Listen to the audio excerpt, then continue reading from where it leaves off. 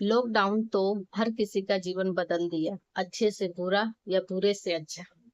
कुछ उसी बीच मेरे भी साथ कुछ ऐसा हुआ जो मैं आज तक बता ही नहीं रही। और मैं बताना चाहती हूँ लोगों से कि हम उस दौरान किस मुसीबत में फंसे हुए थे और ऊपर वाला ने हमें कैसे उस उलझनों से निकाला और मेरा विश्वास भी बढ़ा दिया। तो सबसे पहले जय माता दी और सबको राधे राधे। लॉकडाउन में मैं प्रेग्नेंट थी और मैं थी ग्रेटर नोएडा में एक किराए के कमरे में। और लॉकडाउन अचानक से लगा 22 मार्च को।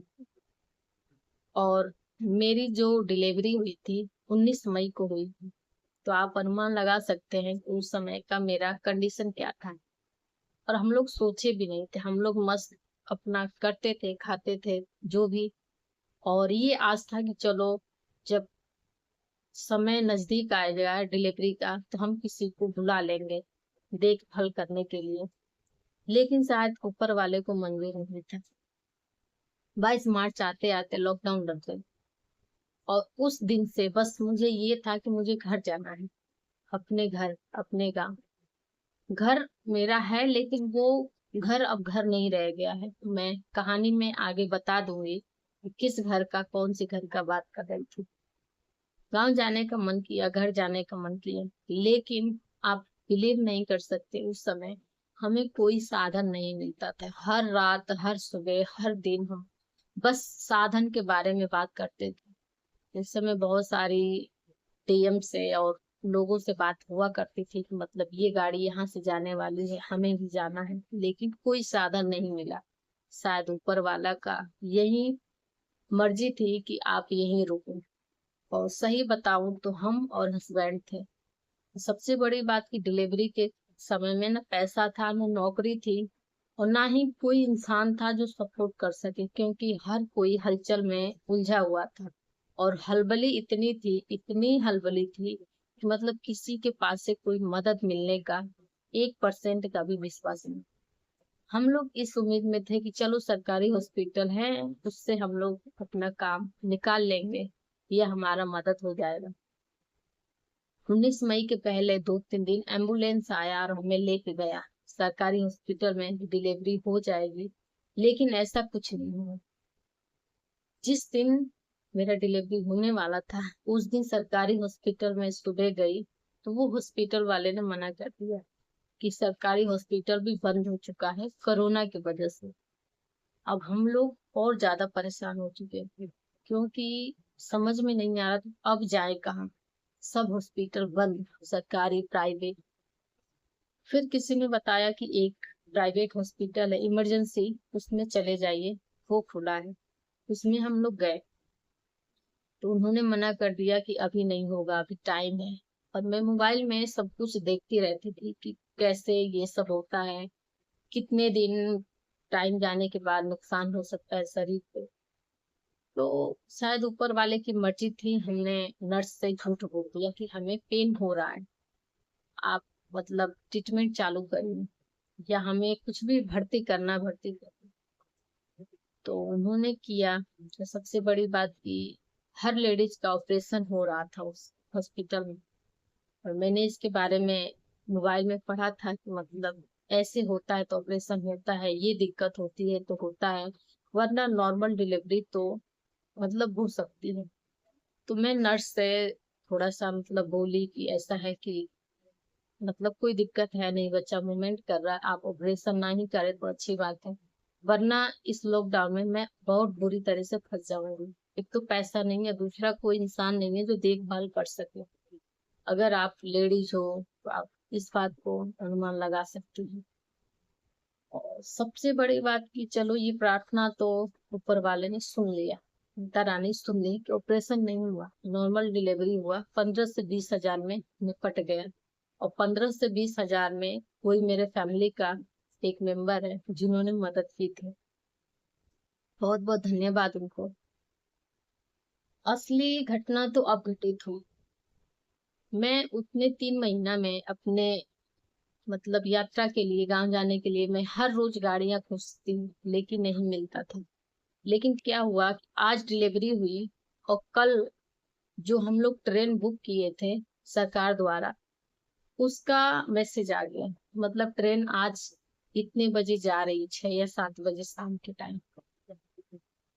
सबसे बड़ी बात ये कि नॉर्मल डिलीवरी डिलीवरी तो नॉर्मल थी, लेकिन फिर भी उसमें भी दिक्कतें होती हैं। मतलब तुरंत का डिलीवरी, और कैसे नहीं जा सकते हैं, वो भी हर जगह लाइन लगाना पड़ता था। मोबाइल में देखा करते थे हम लोग, हर जगह गाड़ियां, मतलब इतनी भीड़, इतना, मतलब इतना क्रिटिकल सिचुएशन। और मैं, मतलब एकदम परेशान हो चुकी थी। अगर मैं नहीं पहुंची तो फिर नहीं मिलेंगे। आप बिलीव नहीं करेंगे, मैं निकल चुकी थी। मतलब आज की डिलीवरी और कल मैं शाम को 4 बजे घर छोड़ दी। हमारे हस्बैंड थे, मैं थी, जिस हालत में थे, जिस हालत में, जिस कपड़े में, बस दवाई लिए और गाड़ी को निकल गए, मतलब गाड़ी पकड़ने निकल गए। तो रास्ते में इतनी दिक्कतें आई, इतनी। सबसे बड़ी बात, ये आसान नहीं है। मतलब मौत के मुंह में झुक के किसी काम को करना, मेरे लिए तो उस समय मौत का कुआं बन गया था। कि मैं खुद ही अपने पैर में कुल्हाड़ी मार रही हूँ, कि मैं ऐसा काम करने जा रही हूँ जिसमें ना मेरी बचने की चांस है और ना ही बच्चे का। क्योंकि मेरा भी कंडीशन खराब, और बच्चा तो नॉर्मल बिल्कुल बेबी है, वो कैसे झेलेगा गर्मी, मई का महीना। मुझे लगा कि चलो देखते हैं, ऊपर वाला अगर जिंदगी लिखा होगा तो जिएंगे, वरना राम राम सकते हैं। निकल गए। रास्ते में बच्चे की नाभि टूट गई। इतना ज्यादा ब्लड, इतना ज्यादा। पुलिस वालों ने पूछा, पूछताछ किया, तो हम लोग बताए कि हाँ हम लोग, मतलब ऐसे ऐसे हुआ था। तो हम लोग घर को निकले, तो वो लोग मना कर रहे थे कि आप लोगों को नहीं निकलना चाहिए था। हम लोग बताएं कि कोई था नहीं, कोई करने वाला नहीं था ना, खाने पीने का सामान था, कुछ भी नहीं था, कैसे रहते। और हर किराएदार उस समय चले गए थे, सिर्फ हम अकेले बचे थे। रास्ते में क्या हुआ कि एक औरत थी जिसका वहीं पे घर था, कुछ दूरी पे। तो उन्होंने बात किया हमसे, पूछे। वो औरत अपने घर से दाल, रोटी, घी, दूध, जो भी होता है, बनाकर टिफिन में भिजवाई, सिर्फ मेरे खाने के लिए। क्योंकि सरकार द्वारा तो खाना मिल रहा था सबको, लेकिन सब खाना हम नहीं खा सकते। और खाना खाने लायक इसलिए भी नहीं था, लेकिन उन्होंने अपने तरफ से बहुत मदद की। बच्चे की नाभि टूटने के बाद हॉस्पिटल में गए, वहीं बगल में था, दवाई लिए। अभी रास्ते में ही थे, जैसे ऑटो से जाने के बाद हम लोग ट्रेन पकड़े थे। अब याद नहीं आ रहा है ट्रेन कहाँ से पकड़े थे। उस बीच ये सब घटना घटी। तो फिर हम लोग खाना लिए, खाना लेके चले गए। सबसे बड़ी बात, जो लाइन लगानी पड़ती थी, पुलिस वालों ने हम लोग की लाइन नहीं लगवाई। हमारा कंडीशन बहुत खराब था, चला नहीं जा रहा था। गए, ट्रेन मिली, ट्रेन में पुलिस वालों ने बैठाया और बहुत मदद किए वो लोग भी। उसके बाद जब हम लोग का गांव आ गया, मऊ जिला, वहां पे लाइन, मतलब ट्रेन से उतरने के बाद बस से जाना था, तो लाइन लगी पहले। लाइन लगने के बाद मेरे बच्चे को बुखार था, तो जो वहां चेकिंग हो रहा था वो लोग रोक लिए कि बच्चे को कोरोना हुआ है। तो मैं बोली कि इसको कोरोना कैसे हो सकता है, ये तो अभी 1 दिन की पैदा हुई है। अगर मतलब मुझे होता तो इसको होता तो हम मानते, इसको है मुझे नहीं है, तो ये तो सिर्फ फीवर है। तो वो लोग बहुत ही हेल्प किए कि कोई बात नहीं, आप जा सकते हैं। हम लोग गए, फिर बस पकड़े, बस में खड़े खड़े खड़े, फिर बस से घर पहुंचे। घर 12 बज गया रात को। मतलब मुझे 36 घंटे लगे थे घर पहुंचने में। जहां हमें नॉर्मल अभी जाए तो 24 घंटा लगेगा, लगेगा, लगता है, लेकिन उस समय 36 घंटा लगा था। और जब मैं घर पहुंची, बस माता रानी का यही, मतलब शुक्रिया करती थी कि आपने मुझे इतना मजबूत बना दिया कि ऐसा शायद पहला कंडीशन मेरे साथ हुआ है कि मैं डिलीवरी के बाद 36 घंटा का सफर की हूँ।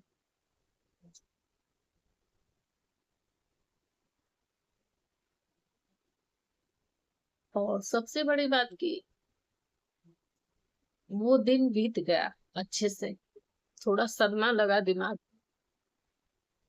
लेकिन बाद में कुछ औरतें यही कहती थी कि कौन नहीं औलाद पैदा करता। ठीक है, हर कोई पैदा करते हैं, लेकिन क्या मेरा कंडीशन और दूसरों का एक ही जैसा था?